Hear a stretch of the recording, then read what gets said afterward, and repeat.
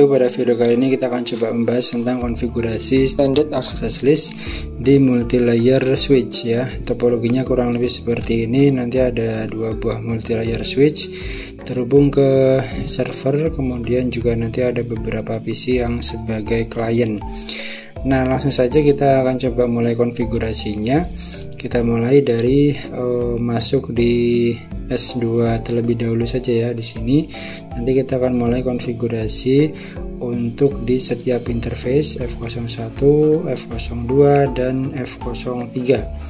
Oke, langsung saja kita mulai untuk masuk enable configure terminal, masuk ke interface F0/1. Nah, untuk kali ini kita harus memberikan dia IP. Oleh karena itu kita harus setting no switch port karena ini perangkat multi layer switch ya. Kemudian kita kasih IP 192.168.10.1 dengan subnet max 255.0 exit, dan kita masuk ke interface F02. Jangan lupa juga di no switch port ya.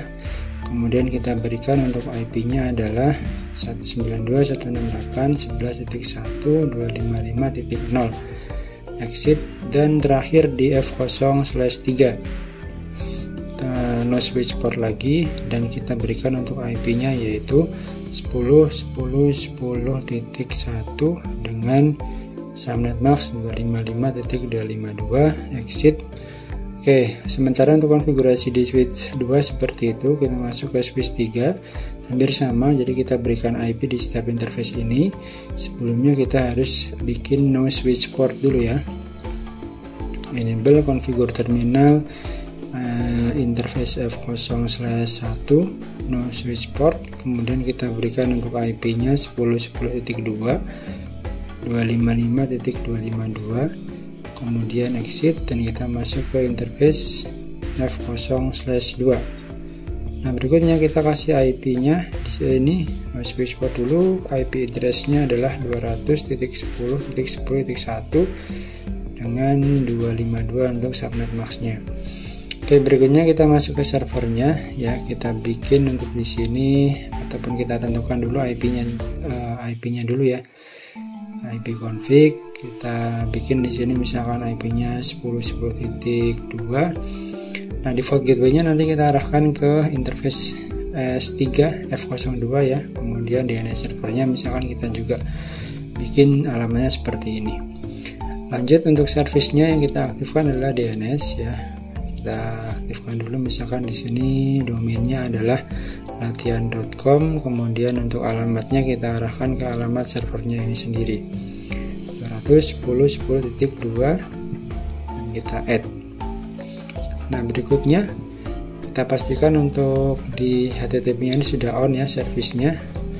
Berikutnya adalah kita tinggal berikan IP address di setiap PC nya. Di sini kita kasih 192.168.10.2, kemudian default gateway-nya adalah 192.168.10.1. Ini adalah alamat dari F01 yang di sini ya. Kemudian DNS servernya nanti kita arahkan ke alamat yang tadi kita sudah setting di bagian sini, yaitu 200.10.10.2. Oke, ini kita copy. Kemudian kita juga berikan IP di PC ini.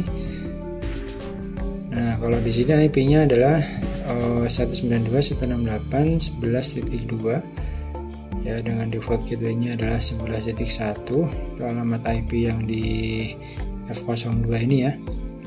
Kemudian DNS servernya kita pastekan saja. Itu alamat yang di sini tadi.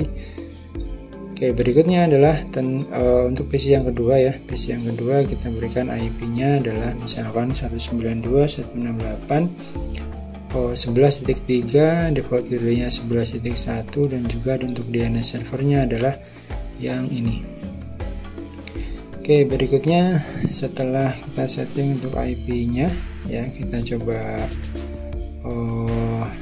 tes ya koneksinya antara PC ke server nantinya.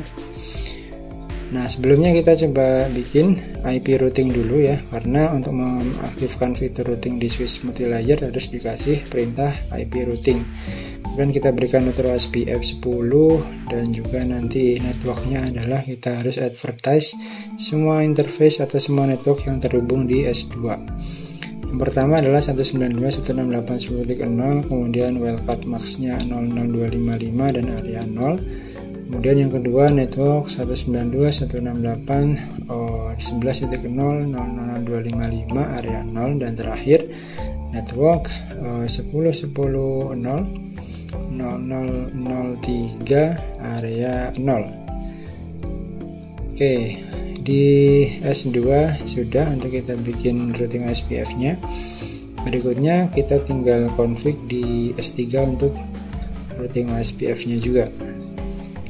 Nah, di sini kita aktifkan dulu fungsi IP routing ya, kemudian kita aktifkan router SPF 10, networknya kita advertise ada dua network di sini, yaitu 10.10.0 dan 210.10.0.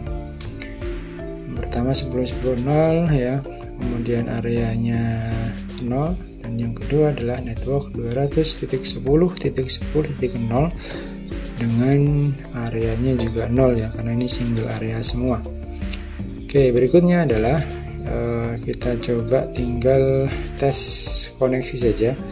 Kita ping dulu dari PC 0 ke server ya, 210.10.2. Oke, masih destination host unreachable. Ini sepertinya OSPF nya belum aktif ya.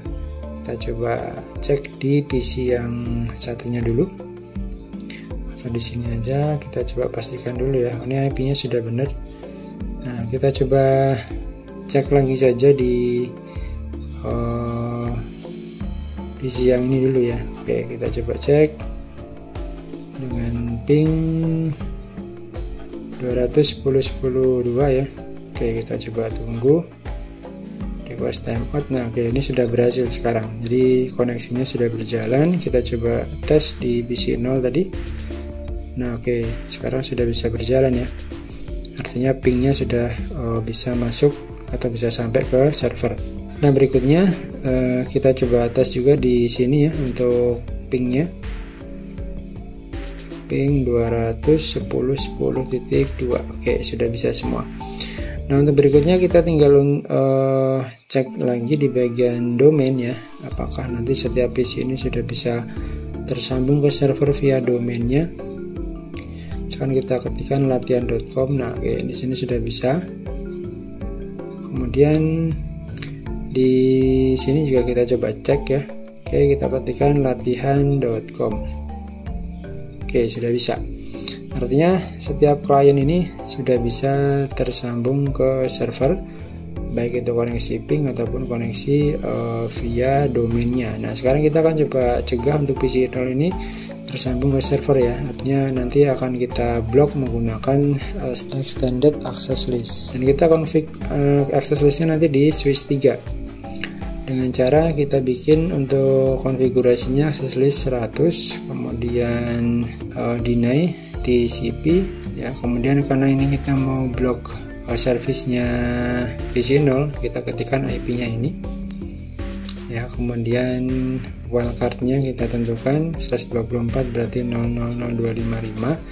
Kemudian untuk berikutnya adalah kita arahkan ke server yaitu 210.10.2, dan untuk service yang akan kita blokir adalah www ya, biar nanti dia tidak bisa mengakses via domain atau via web. Oke, kemudian access list 100 permit any ini untuk mengecualikan biar nanti selain PC 0 bisa mengakses ke bagian servernya via domain ataupun via web ya. Oke, berikutnya tentukan untuk jalur in out-nya, dimana untuk hal ini dari sisi S3 nanti interface F0/1 ini akan sebagai input, jadi kita tentukan IP access group 100 ini sesuai dengan ID access listnya ya, in. Kemudian kita juga arahkan ke F02 itu sebagai access group out. Nah, kurang lebih seperti ini. Oke, nah berikutnya tinggal kita coba tes ya. Dimana untuk PC 0 ini kita pastikan akses pingnya masih bisa berjalan. Kita coba ping, masih bisa. Kemudian kalau misalkan kita coba ping domain dari sini juga masih bisa. Artinya untuk akses yang diblokir di sini adalah yang dari web saja ya. Kita coba tes di sini latihan.com. Nah, di sini sudah mulai tidak terbuka ya. Ini masih loading. Kita coba cek dengan menggunakan PC yang lain terlebih dahulu untuk memastikan servisnya juga masih berjalan di PC yang lain. Ini masih bisa. Kita coba langsung ke sini saja untuk akses via webnya latihan.com. Nah, di sini bisa. Nah, kita coba lihat yang tadi ya, dan di sini sudah request timeout. Nah, artinya servisnya sudah berjalan, artinya akses linknya ini sudah berjalan ya. Hanya PC 0 yang tidak bisa akses ke server yang via web. Oke, mungkin seperti itu untuk konfigurasi kali ini. Semoga bermanfaat. Saya akhiri, wassalamualaikum warahmatullahi wabarakatuh.